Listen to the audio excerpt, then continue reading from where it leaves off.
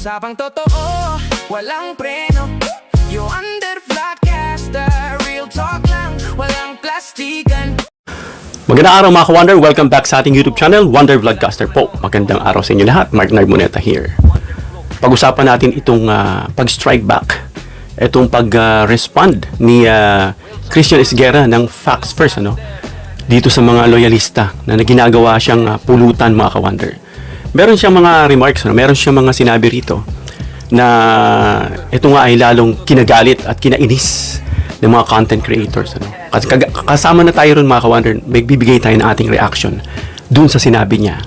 Pero bago yan mga ka-Wonder, please don't forget to subscribe to our YouTube channel, Wonder Vlogcaster.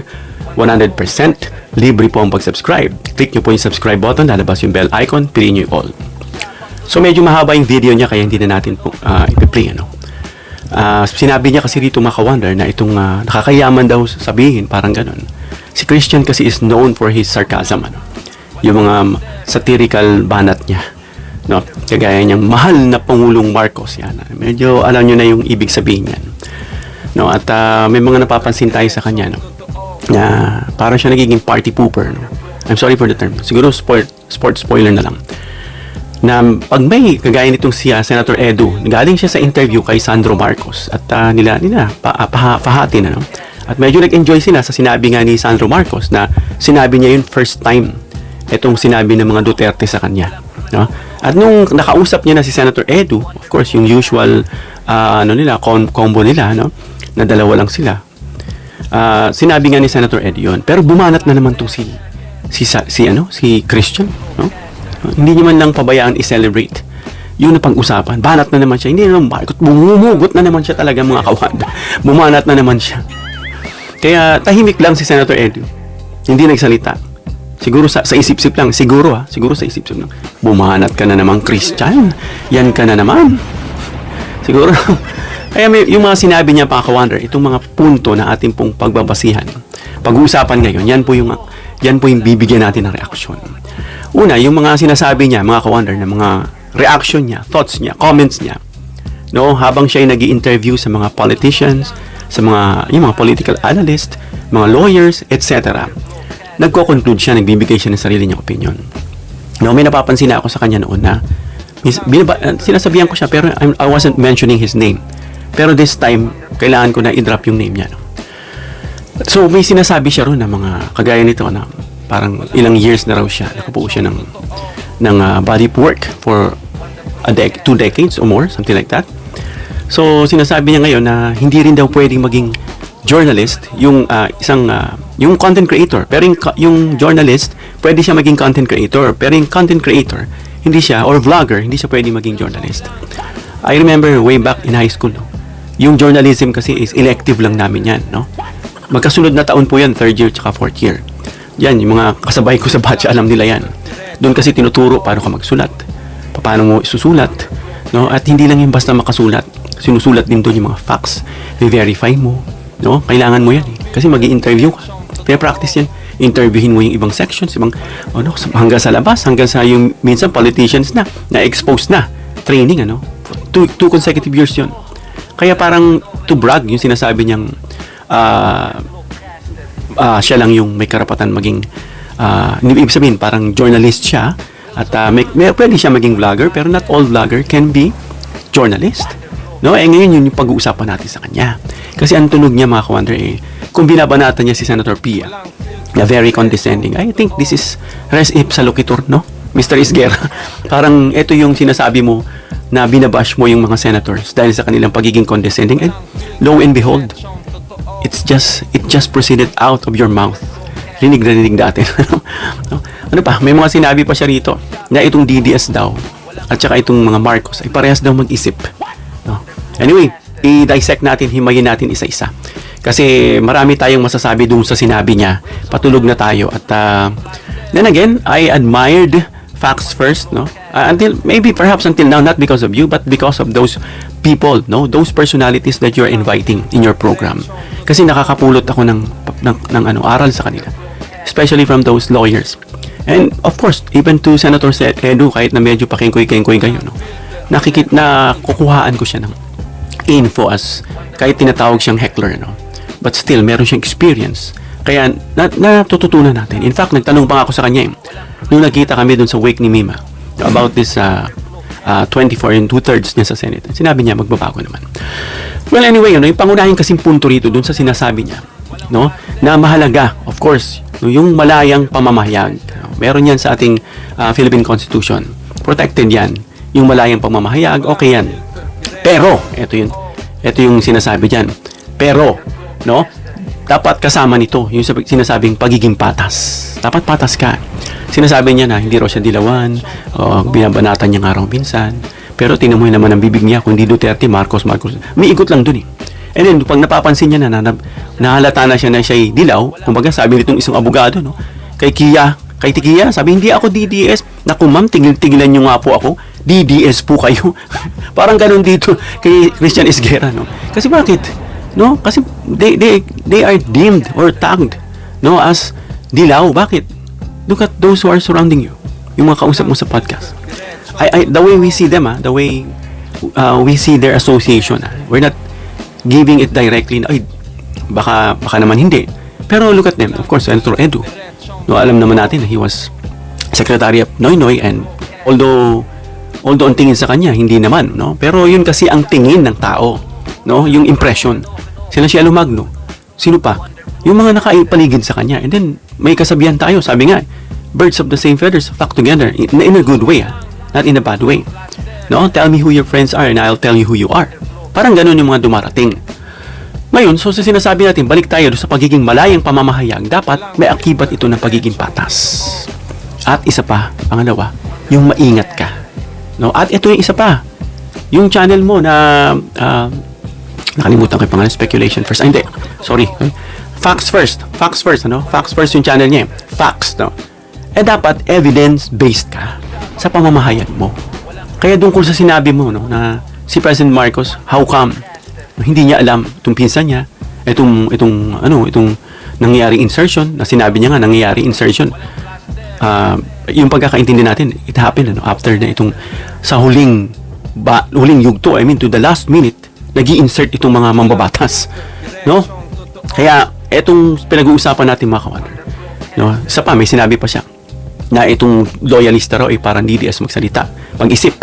Parang I think my advice to you is to look at yourself in front of the mirror and you can see exactly the complete definition dun sa sinasabi mo.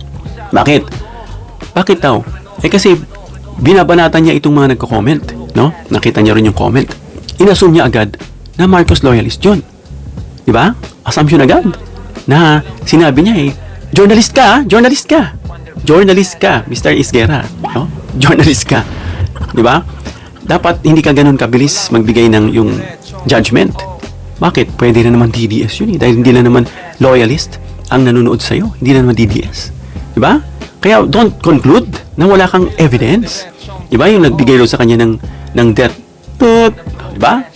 Inassume niya agad na yun. What if that is just someone, no? A wolf dressed in a sheepskin. Diba? Kaya wag basta-basta. At sinasabi niya pang parehas daw mag-isip. No? Yung sinasabi mo ron nga na ad hominem ka, yung sinasabi mo nagja-judge ka agad, at yung sinasabi mo ngayon na condescending ka, di ba ganun mag-isip ang DDS, Mr. Esguerra? Try to listen to yourself. Try to look. Stand in front of the mirror. And then start to gauge, assess, to contemplate about dun sa mga pinagsasasabi mo. No? Hindi kaya dahil lang yan epekto na nagkaroon ka ng award and then nagkaroon ka ng hydrocephalic syndrome? Ha? Hindi kaya dahil doon, Mr. Esguerra, kaya ganyan ka magsalita. But anyway, na hindi nga ito tungkol sa pagiging Marcos loyalist. Hindi ito pagiging DDS o anti-Marcos. Ang tanong dito, mga ka-wonder, ano ang ebidensya? May ebidensya ka. Diba? Kasi nga sa journalism, you need to verify. Mr. Esguerra, baka nakalimutan mo. Kasi as I can still remember, no? Way back doon sa mga journalism, yun po, isa yan. Third year and fourth year, 2 consecutive years, you need to verify. No? At yung alam natin bilang fact. Pangalan ng channel mo, facts first. Hindi allegations first, ha? Facts first yan, Mr. Esguerra. No? At kung ano yung interpretation lang. Huwag ka nang sumobra doon. Minsan, nakakarried away tayo. Sabi nga ng isang bugado, no? Hirap sa'yo masyado na nakakarried away ka na no? Nahalata ng abogado. Yun din ang pansin natin sa kanya. He is so emotional.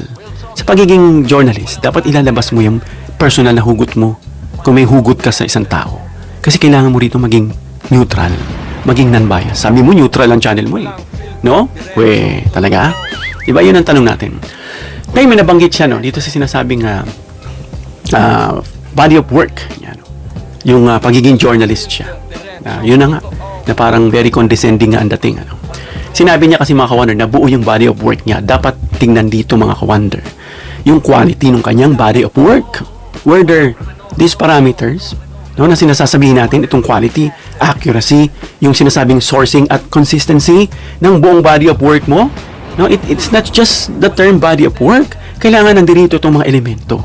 Well, based doon sa sinasabi mo, Mr. Esguerra, yung sinasabi mong pagiging accurate mo. No, doon sa sinasabi mong pagsabi mo paano ka nusutan, kung either tanga ka o kasabot ka, 'di ba? Yung mga sinasabi mong ganoon, although sasabihin natin minsan ginagamit yan na safe, na safe dwelling place, yung mga terms na yan.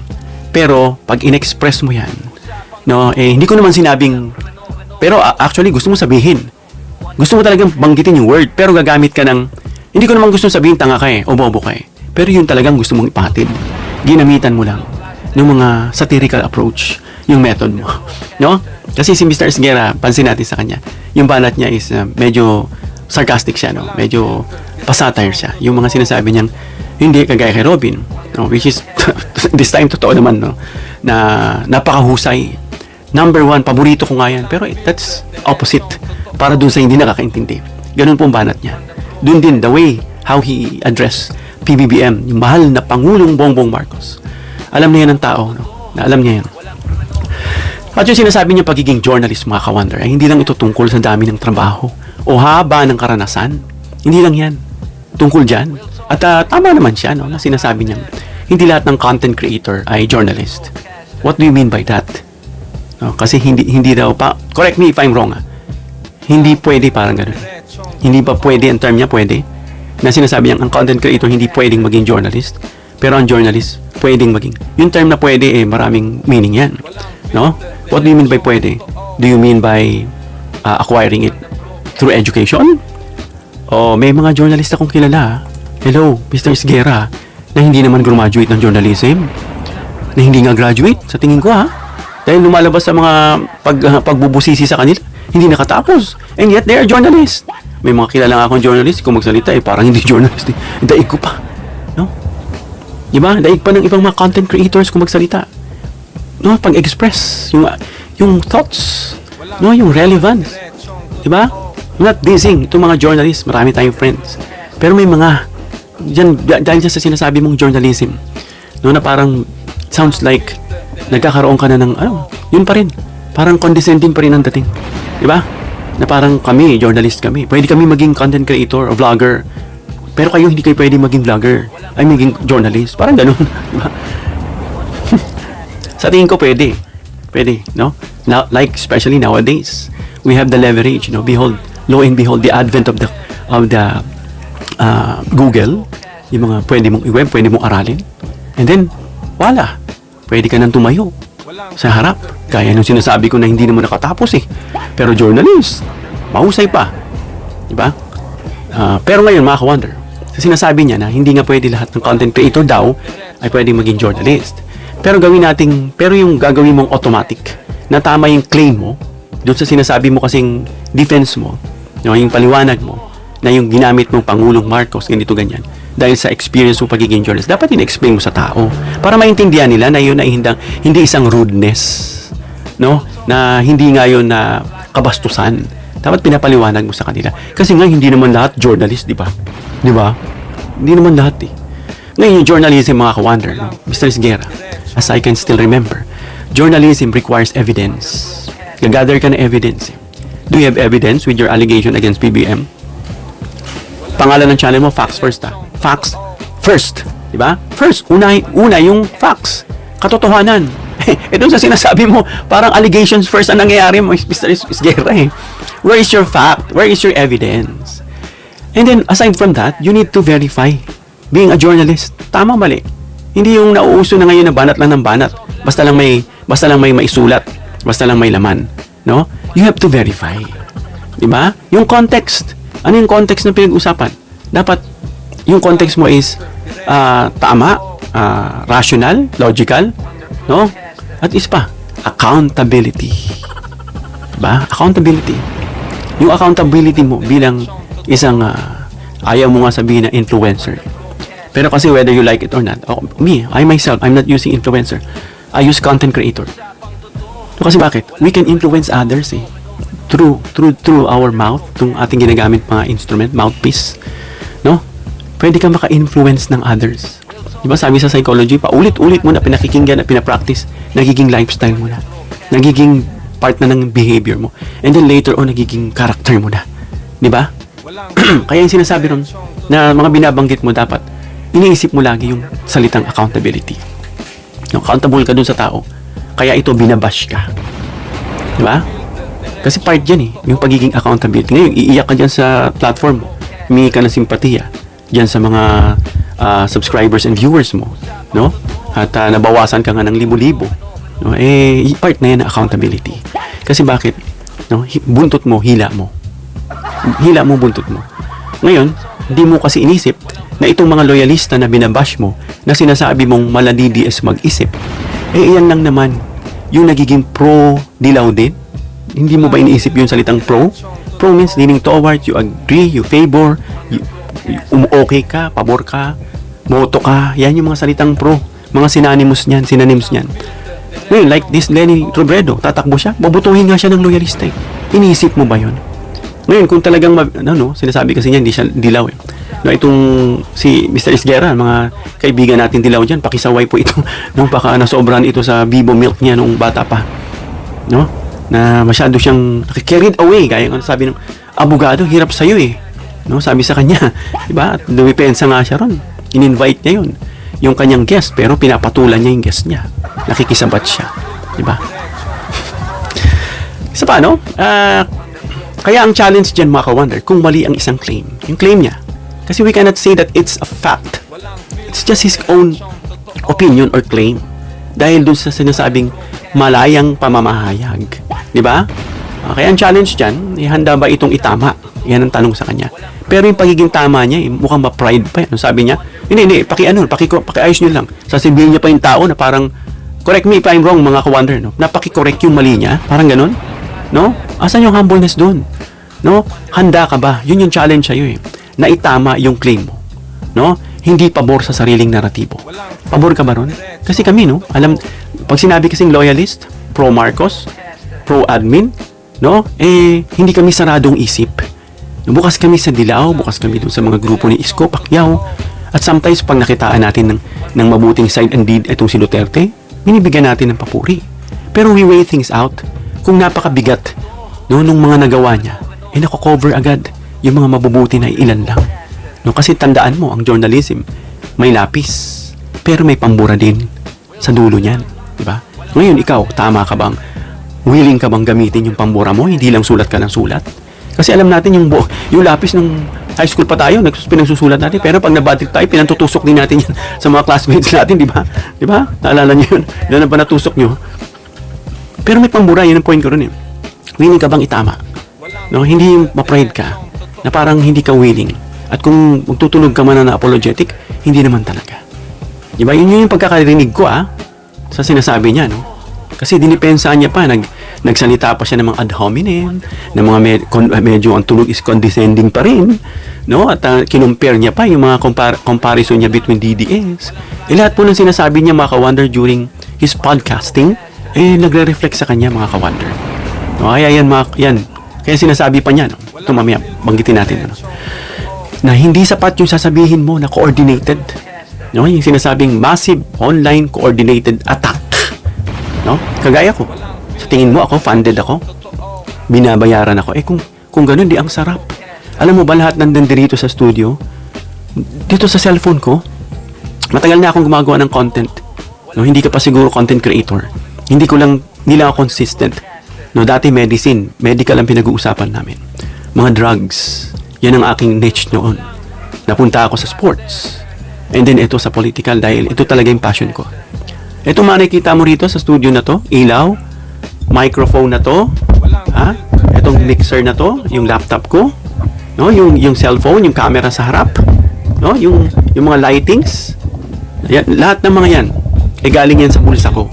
Wala dyan fund, wala dyan bigay, no, kasi kung ganyan ka mag-isip funded, hindi ba DDS ganyan mag-isip, Mr. Isguera? Naalala mo yun, Marco, mga bayad yan. O, hindi ba ganun mag-isip ang DDS? Tapos sasabihin mo yung DDS at mga loyalista parehas mag-isip? Di ba? Parang, hello, yung mga sinasabi mo noon, lumalabas sa bibig mo. Nasisira yung respect sa'yo, di ba? Nahangaan ka nga. Not because of the wisdom that comes out from your mouth, no? Hindi yun eh. Because of those people you are inviting na kinapupulutan ng aral. Di ba? Kaya sinasabi mong coordinated sila, no? Kasi parang ganito yan eh. Sakit ng kalingkingan, sakit ng buong katawan. Medyo na-offend kami sa sinabi mo eh. No, kaya naging na-alarma yung iba. Kaya wag mo sasabihin coordinated, oh. Baka kahit sabihin mong gamit baka, may sa dulo mo pa nga eh. Hindi na yata baka eh, no? Panoorin niyo. I'm not saying panoorin kasi nag-unsubscribe na nga sa kanya mga kawanter. Funded ka mo eh. Diba? Itong mga attackers. No? Wala ka namang malinaw na ebidensya na funded yan. Trabaho ng journalism mga Mr. Isguera is to verify. Nung pagsaka na naman sa elemento mo, to verify. Bakit? Pangalan ng channel mo, facts first. Facts. Hindi allegations first. Siguro dapat palitan mo na. Pag ganyan. Kaya ang tanong mga ka-wonder, no? May documented evidence ba? Kung sino nagpondo? May nagpondo ba? No? Nag-coordinate sa amin? O ito magiging topic nyo ha? Itong Christian Isguera na yan. No? Yan kasi ganito ganyan. O sino nag-utos? Meron ba? Meron kang evidence? Facts first ka. Evidence-based ka. Diba? Ngayon, kung wala naman, no? Mas responsable dapat Mr. Isguera na sabihin mo na may pattern ng online attacks na dapat imbestigahan. No? Imbestigahan mo kung gusto mo. No? Kaya kaysa agad magtalaga ng mga may sala, magbigay ka agad ng final verdict mo. No? Mali yun, Mr. Isguera. Journalist ka mo, di ba? 20 years ba yun? Sinasabi mong work mo. Or 20 years. Elements. Check your parameters. At tungkol naman dun sa pagbanggit mo, no, kay PBBM, no, na kung yung argumento mo ay nakabatay sa journalism, yung style book na nabanggit mo as far as I can still remember yung mga sinabi mo tungkol sa paggamit ng Marcos, na nabanggit mo na nga President Marcos and then subsequent niya Marcos na lang, yun nga, dapat pinapakita mo yung eksaktong rule of style or style rule at yung sinasabing context para maunawaan ng mga tao na hindi naman journalist, di ba? Kasi ikaw yung journalist eh. Oh. Pati rin sa mga content creators na sinasabi mo pang hardcore loyalist na binabanatan ka, hardcore na ang term mo. Define hardcore, Mr. Isguera, ha? Define. Kasi pag yan, kumakampi rin sa dilaw, kay Lenny, sa mga dilaw dyan, kila Recto, yan sa mga kung sino-sino, dun sa mga pinupuri din yung mga nagawa ni Digong at binabash din siya, nakikisang-ayon sa mga opinion mo at minsan hindi. Define hardcore, no? Para mas malalim tayo. Sabi rito, Mr. Isguera, yung hardcore, chinek ko si Mr. Vocabulary, Mr. Dictionary, no? Sabi rito, the word hardcore means extremely loyal. Extremely loyal, ha? Very intense and fully committed to a specific activity or group. Fully committed, no? It can describe also things that are graphic or explicit, blah, blah, blah, blah. Being a strong fan or loyal member of a team, political group or hobby. Hindi naman ganun eh. Diba? Hindi naman ganun ang loyalista. Kumakampi nga, natutuwa nga dahil nagkakaisa ang dilaw. At kumakampi rin, buboto pa nga kami kay Lenny kung siya'y tatakbo eh. Yun ba yung hardcore, Mr. Isguera? No?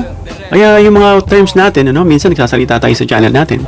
We speak English, we use idiomatic expressions, yung mga terms unfamiliar with the common masa, no? Do you think that would make you smart or relevant? Hindi. Yung mga binanggit natin. Yung mga term na ginagamit natin na check the words first. Facts first, di ba? Facts first, di ba? Come on, stay with me. Facts first eh. Kaya dapat magamit mo ng tama yung mga term na ginagamit mo. Journalist ka eh, di ba? Okay. So at isa pa doon, dagdag natin mga ka-wonder, yung paggamit ng apelyido sa subsequent mention. At correct naman siya mga ka-wonder doon sa sinasabi niyang pagbanggit ng apelyido, hindi yan patunay na insulto. Ako, minabanggit ko. VP Sara, minsan Sara Duterte. Minsan apelyido. No? Minsan pag hindi ko alam kung ano yung title ng tao, nababanggit ko na lang siya sa pangalan niya. Na hindi naman yung kabastusan. Ang mas mahalaga rito mga ka-wonder, yung tono. Kasi sa English grammar yung sentence natin nababago yan eh. Yung statement natin nababago yan. Depende sa intonation. Sa rising intonations, mga intonations. No, di ba? Doon pa lang malalaman mo kung galit ka o hindi. Nakadepende sa intonation, sa tono mo. No? Doon sa context mo. Doon sa sinasabing accuracy mo. Ganito yung sabi mo noon. Minsan iba na. Naguguluhan na tuloy sa yung tao. At yung kabuuan ng framing ng report. Di ba? Yun yung dapat. At dito nga, balikan natin yung sinasabing insulto. No, hindi naman. Pero alam na natin yung satire na dating ni Mr. Esguerra, no? Yung mahal na Pangulong Bongbong Marcos. Kung hindi mo siya kilala, hindi mo siya baka i-literalize mo yung sinasabi niya. No, yung sinasabi, Robin Padilla na napakahusay. Alam mo na yun, no? Na ganun pa rin. Parang po rin iniinsulto yung Pangulong Marcos. Di ba? Kahit na hindi mo sabihin yun, no? We can read between the lines doon sa sinasabi mo. No? Kaya tungkol naman doon mga ka-wonder sa banta. No, yung bigyan niya agad ng label na loyalista yan. Itong mga loyalista na to, parang DDS to mag-isip, ano. 'Di ba? So, sabi niya kasi kung may natanggap siyang death threat, no? Seryosong bagay 'yon. Dapat imbestigahan 'yon. No, at hindi natin tinotolerate yung emotion dito sa mga loyalista, sa mga kumakampi sa pink, sa blue, kung si kani-kanino. O, pati dyan sa green. No, ayaw natin ng ganun kasi pag emotion na ang abounding sa atin, hindi na tayo nakapag-isip ng tama. Gaya niya, nakapagbitaw ng death threat dahil sa galit. May mga pagbukas ko pa nga ng cellphone ko, Facebook ko, ikaw ang tanga! Ganun agad ang banat. Pagtingin ko, ang pinapatamaan para si Christian Esguerra, nakita ko yung content creator, nalalaki yung mata, nalalaki yung butas ng ilong, ang lapit ng mukha sa camera, di ba? Mas lalong na ma-magnify, nagiging convex yung mukha, no? Gumaganon, ano? Dahil sa galit, dahil iniral nga emotion, dahil dun sa mga term na sinabi niya sa Pangulo, no, na walang respect ang dating. No? At kung wala kang ebidensya na Marcos loyalist yun, no, yung nagpadala ng death threat, ay hindi mo dapat pwedeng sabihin na loyalista agad. Diba? Pwede namang iba yun ibang pangkat yun Dahil ang tandaan mo, journalist ka. you have to verify first. Mr. Esguerra, stay with me, journalist ka. Diba? Dapat, alam mo na ang nanonood sa'yo, hindi lang loyalista. May dilaw, may green, at kung sino-sino pa. Alam mo dapat yan. Milyon na nga ang subscribers mo eh. Hindi mo pa rin alam yan hanggang ngayon. No? Kaya hindi ka dapat nagpapadala sa emotion mo. No? Yung sinasabing mga trolls, ang term niya, may mga trolls pa siya. Kasi posible rin mga ka-wonder na ibang political group yun. Ibang troll yun. Pero yung tinasabi mong term na troll dito ng mga loyalista. No? Kahit sabi mong hindi loyalista yun ang pagkabanggit mo, sino bang point mo at focus mo ngayon. No? Yeah? Pwede rin yan mga ibang ordinary individual, no? Ibang taong na nasa likod niyan, na sumasabay, no? Sumasabay sa agos at nagiging opportunity sa kanila yan, nabanatan ka. Di ba? Kasi may pwede kang ituro ng daliri mo, nakaganon sa loyalista, sumasabay lang pala. Alam mo dapat yan, Mr. Esguerra, journalist ka eh. Di ba? Stay with me, journalist ka eh. Focus ka doon. At yung principle, Mr. Esguerra, yung sinasabing kung hindi pa verified, dapat sabihin natin, hindi pa tukoy, no? Although hindi ko pa tukoy ito o identified, kung anong political affiliation itong sender. Dapat mga ganun. Kasi dapat neutral ka, nagbe-verify ka ng facts. Kasi ito rin mga ka-wonder yung standard na dapat sinusunod ng isang journalist. Mr. Esguerra, huwag mag-conclude beyond sa evidence. Gaya ng kagagawa mo lang, sinabi mo na, how come na nakalusot? Either tanga ka o kasabot ka. That's your just conclusion without facts. Facts first ang pangalan ng channel mo, Mr. Esguerra. Facts first. No? Kaya tungkol doon sa mga sinasabing paano nalusutan ni PBBM yan, ito na lang huli natin, napapahaba na tayo. Ito yung pinakamahalagang tanong mga ka-wonder. Dahil seryosong allegation yan. Tingnan mo yung term na ginamit ko sa'yo, ha? Allegation pa. Para safe. No? Yung sinasabi mong insertion ng budget, itong pinsan, itong mga kung mambabatas, paano siya nalusutan. Pero dapat mo paghiwalayin natin yung mga ka-wonder. May insertion ba? Oo, meron. Sino ang nag-propose? Sino ang nag-authorize? Sino yung nag-authorize? Do you think PBBM authorized that? Sabi niya, siya na nga nagsabi na medyo kumambyo pa nga siya rin. Pinuri niya raw si PBBM dahil dun sa mahiya naman kayo at siya nagsabi. Tapos siya nag-authorize. Ganun ba yun? Siya nag-authorize tapos alam niya na mali. In-authorize niya tapos siya pala yung may kasalanan. No? Ito pa isang tanong. Kailan pinasok? Na-discuss na yan ng isang abogado nung dun sa nagdi-discuss na habang kausap ka. Ito babasahin ko sa iyo. Ito. Para malinawan ka, sir. In the Philippine budget process, budget insertions hidden from the president primarily happen during two specific stages. The pre-submission, ito yung sinasabing pre-NEP stage budget preparation. Piniprepare pa lang. This happens before the budget proposal, no, is officially sent to the president. Yun yung una. Bago isend sa president, magkakaroon na ng budget proposal. Lawmakers quietly pressure executive departments. Pinipressure nila to sneak their pet projects directly into the agency's internal proposals. No? Yung isa, yung pangalawa, the bicameral conference committee stage yung budget legislation. This happens after the Senate and the House of Representatives finish reviewing the budget. Natapos na nilang i-review dito sa sinasabing lower house at saka Senate. Right before, bago raw mabalik ito sa kamay ng Pangulo for signing. Ngayon, ito yung dahilan. Paano ito nakakasneak, no? President Ferdinand Marcos Jr. was unaware of the sneaky budget insertions due to misrepresentation by trusted officials. No? Misrepresentation, ano pa? Hidden internal agency funds and the exploitation of the draft budget phase before it ever reached his desk. No?